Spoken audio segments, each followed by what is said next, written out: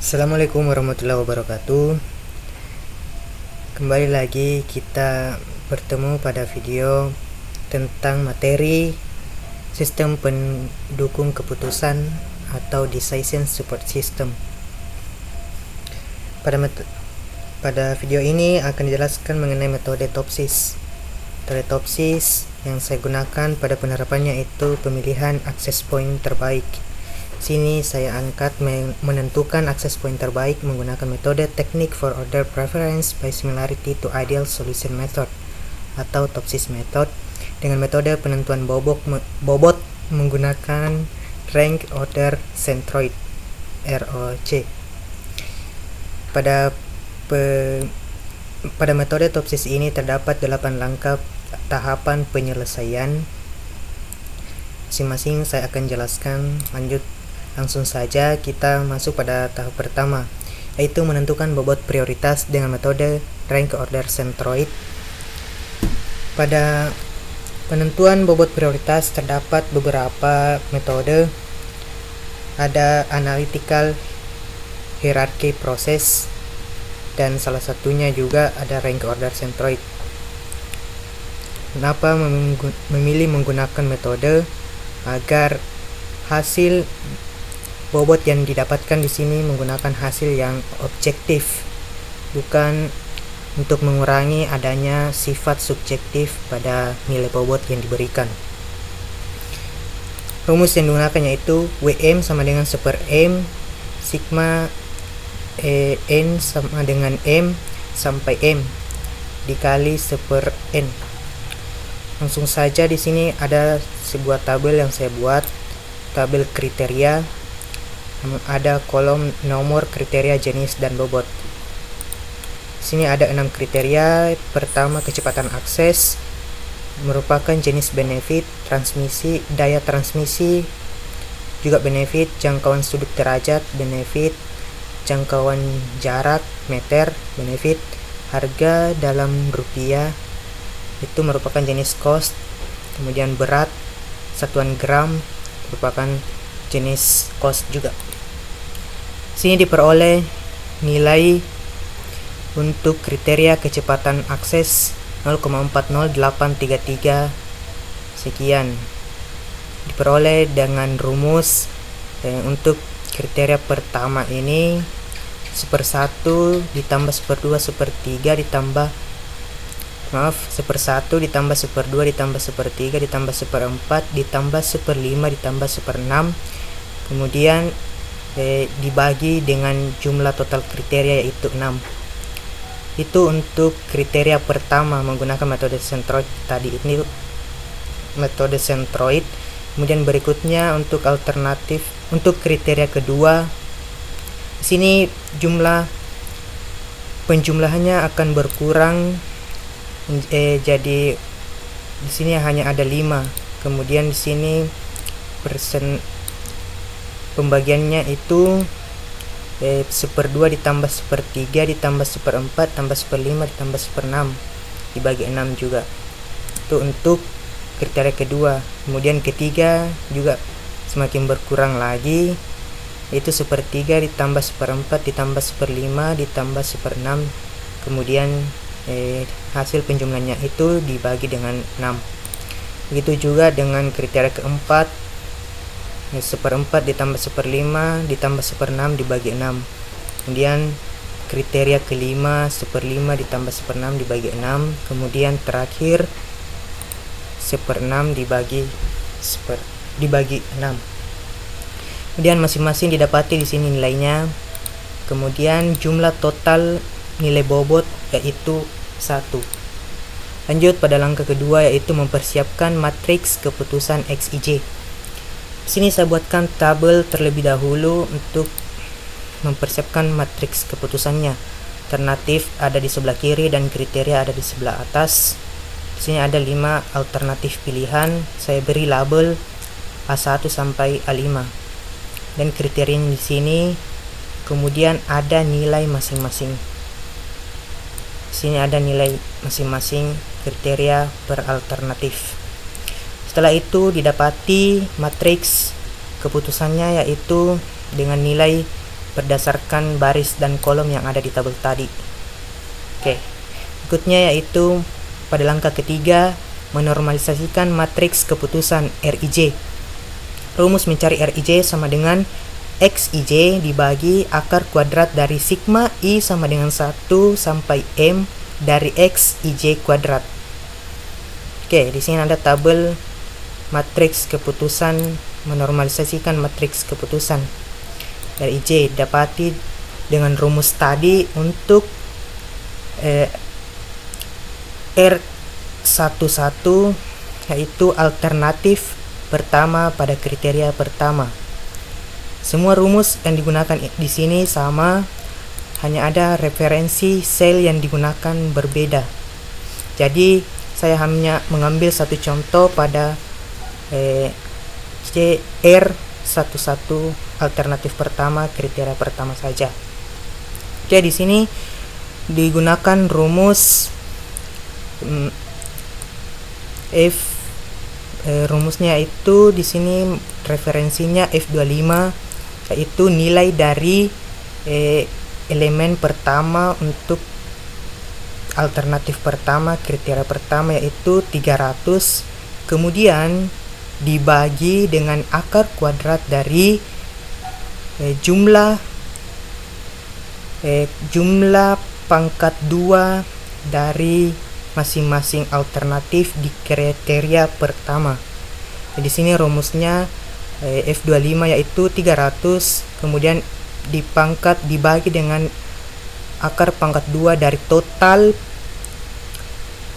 pangkat 2 masing-masing kriteria di masing-masing kriteria pertama di 5 alternatif. Di sini F25 titik koma 2 yaitu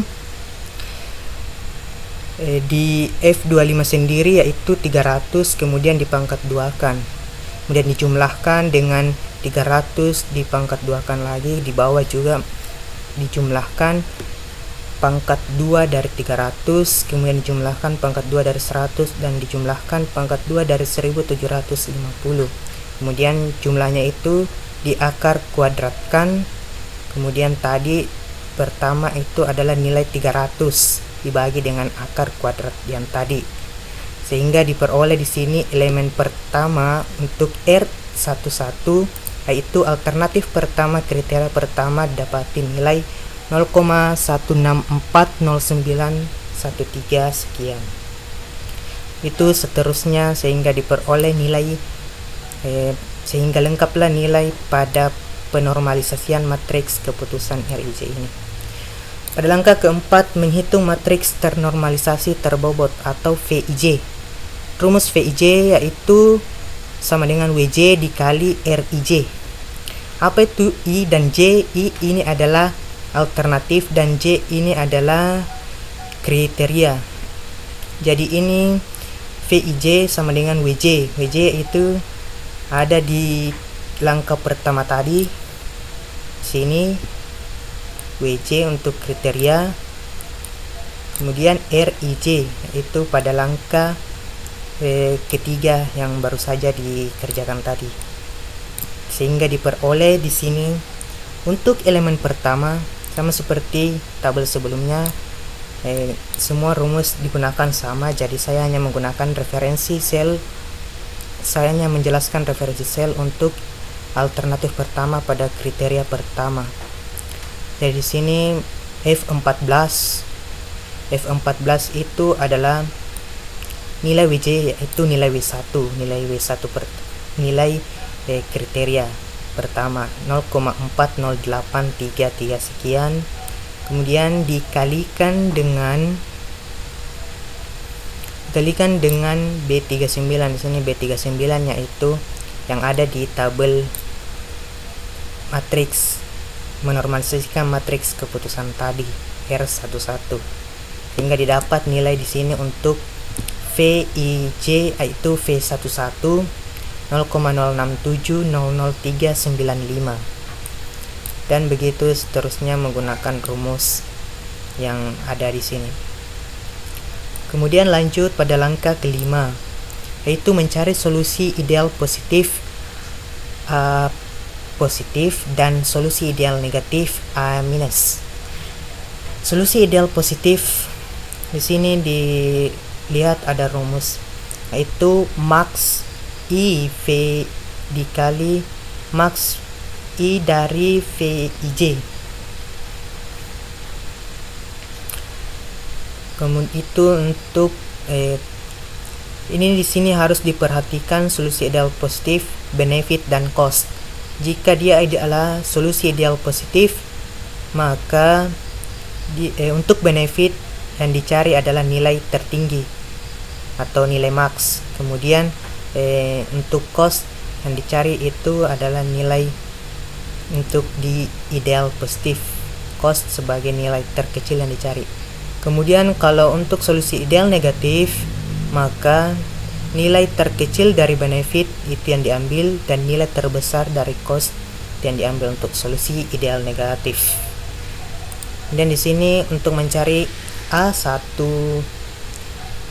plus diperoleh dari nilai dengan mencari nilai terbesar dari alternatif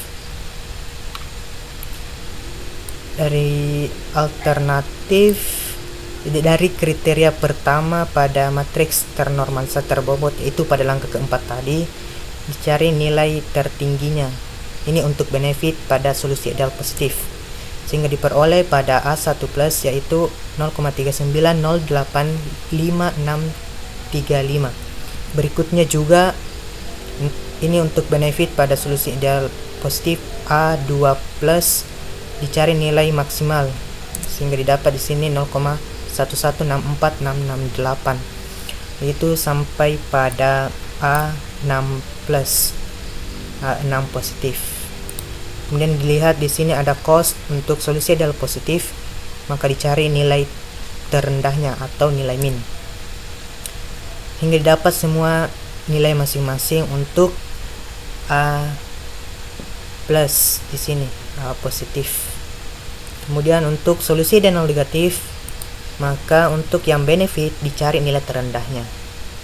Oke, sini ada referensinya untuk minimal A1 negatif dari kriteria pada langkah keempat tadi, yaitu matriks ternormalisasi terbobot. Didapati di sini untuk A1 minus 0,02233465. Itu juga dengan A2 minus, maka dicari nilai terendah dari benefit. Kemudian untuk yang cost dicari nilai tertinggi. Oke, sehingga didapati masing-masing nilainya di sini untuk solusi ideal negatif. Kemudian pada langkah ke-6 mencari jarak solusi ideal positif dan jarak solusi ideal negatif. Jarak solusi ideal positif diperoleh dari rumus SI positif sama dengan akar kuadrat dari sigma J sama dengan 1 sampai N dikali Vij dikurang Vj positif kuadrat. Kemudian untuk yang negatif, SI minus SI negatif sama dengan akar kuadrat dari sigma J sama dengan 1 sampai N dikali Vij dikurang Vj negatif kuadrat. Kemudian di sini ada untuk S1 positif. S1 positif itu didapati dengan rumus tadi, kemudian diterapkan di sini. Jadi akar kuadrat dari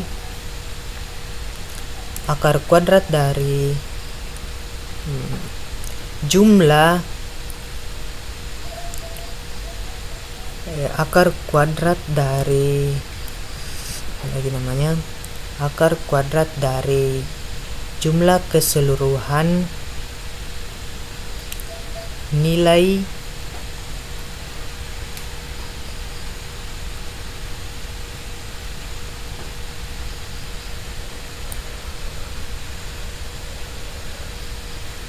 di sini ada tabelnya,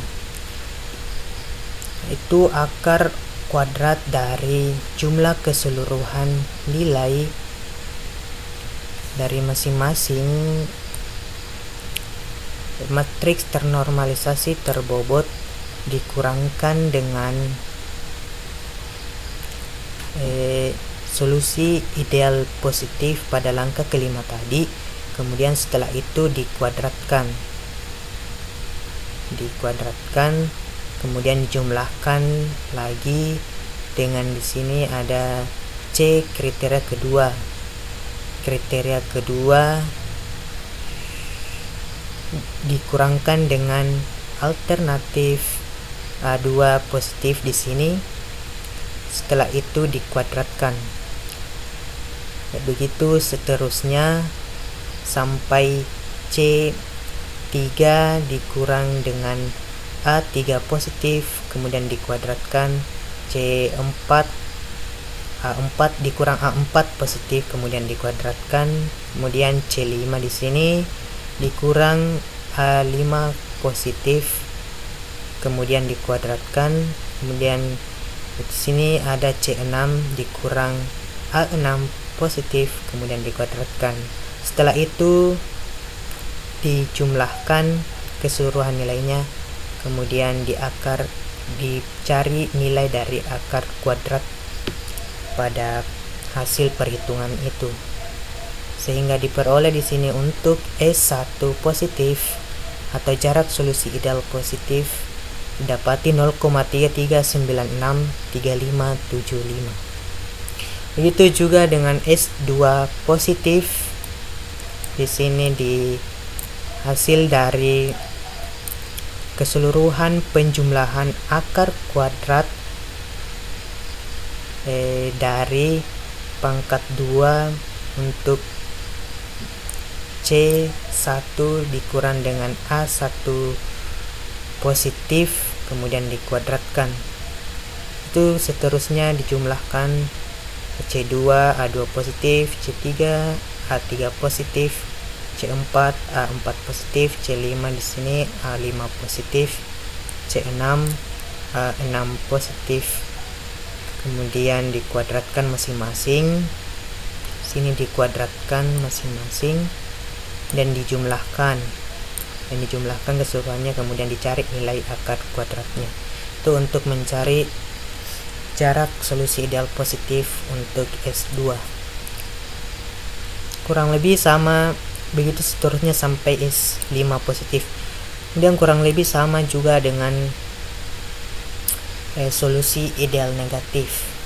Menjadi tabel referensi untuk jarak solusi ideal negatif adalah solusi ideal negatifnya. Oke, itu sehingga didapati nilainya di sini masing-masing untuk A1 minus sampai A5 negatif atau A5 minus. Dan langkah ketujuh yaitu menghitung kedekatan relatif CI positif. Kedekatan relatif menggunakan rumus CI positif sama dengan SI negatif dibagi SI positif ditambah SI negatif. Oke, jadi di sini untuk mencari nilai kedekatan relatif menggunakan referensi dari langkah ke-6 sebelumnya. Di sini untuk mencari C1 positif didapati H68, yaitu jarak solusi ideal negatif A1 minus dibagi dengan B68 S1 positif atau jarak solusi ideal positif ditambah dengan jarak solusi ideal negatif A1. Oke, itu juga dengan C2 positif. Jadi A2 negatif dibagi S2 negatif. Maaf, di sini seharusnya adalah S2 negatif sampai S5 negatif. Oke, itu untuk mencari C2 positif. Kemudian C3 positif itu juga. Jadi di sini S3 negatif dibagi S3 positif ditambahkan S3 negatif. Itu seterusnya sampai C5 positif. Oke, kemudian terakhir, jadi di langkah 7 ini adalah penentu alternatif terbaik yang mana yang akan dipilih dengan memperhatikan nilai tertinggi yang diperoleh. Kemudian di langkah ke-8 mengurutkan urutan preferensi. Sini untuk mempermudah penarikan kesimpulan alternatif terbaik, dibuatkan tabel pengurutan preferensi. Sini ada nama alternatif, hasil untuk masing-masing alternatif, kemudian peringkat yang diperoleh. Dari hasil perhitungan pada langkah ke-7, tentunya dari hasil perhitungan langkah-langkah sebelumnya juga, sehingga didapati di sini pada alternatif A5 dengan perolehan nilai tertinggi yaitu 0,78221562. Jadi alternatif A5 yaitu N Genius AC 1750 dual band wireless outdoor access point bisa menjadi pilihan alternatif terbaik. Kemudian alternatif terbaik berikutnya juga yang dapat menjadi referensi pemilihan itu TP-Link CPE 510 outdoor wireless access point. Itu alternatif 3. Jadi alternatif 5 untuk alternatif terbaik, kemudian alternatif berikutnya yang bisa dipilih yaitu alternatif 3. Dengan perolehan nilai untuk alternatif 3 yaitu 0,25772768. Baik, demikian hasil yang diperoleh untuk pemilihan access point terbaik menggunakan metode TOPSIS, Technique for Order Preference by Similarity to Ideal Solution Method, TOPSIS method, dengan pembobotan menggunakan rank order centroid. Terima kasih, semoga bermanfaat. Demikian dari saya. Assalamualaikum warahmatullahi wabarakatuh.